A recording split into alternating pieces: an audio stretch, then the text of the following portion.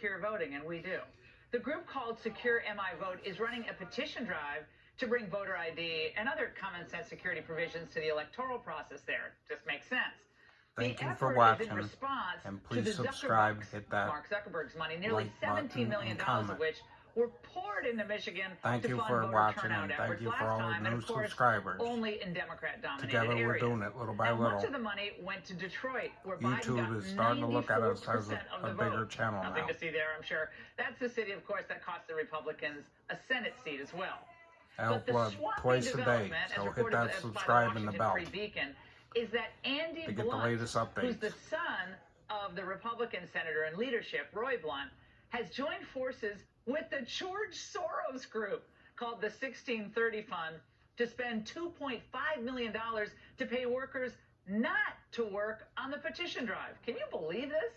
Yeah, swamp gonna swamp. That's what we're gonna say. Joining me to discuss this tonight is Harmeet Dillon, CEO and founder of the Center for American Liberty. Now, before we get into these establishment typical swamp tactics, Harmeet, I understand we're down to the final 2 weeks of this petition drive. How many signatures do you need?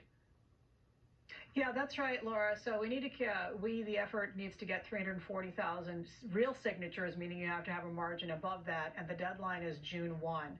Now, we have been on pace to collect these signatures, volunteers and paid workers in Michigan, up until the time that this effort developed to actually literally pay people off to not participate. And so one of the guys who got this money got a payoff by this Republican bagman fronting for Soros money, blew the whistle on it a few weeks ago, and so there's a pending complaint about it, and that's how he learned that that's how Soros is spending their money. So in addition to giving money to try to do counter petitioning, they're actually trying to constrict the supply of people who do this work, which I believe is all kinds of legal violations, and they're in a heap of trouble. And the worst part about this, Laura, as you mentioned, is that it's a Republican front. It's a company that is called Ground Game Political Solutions, which is a division of Hush Blackwell Strategies, which is a mild-mannered Midwestern, Middle America outfit. And so this is a seriously concerning development that you have Republican operatives who work for a Republican senator and are related to him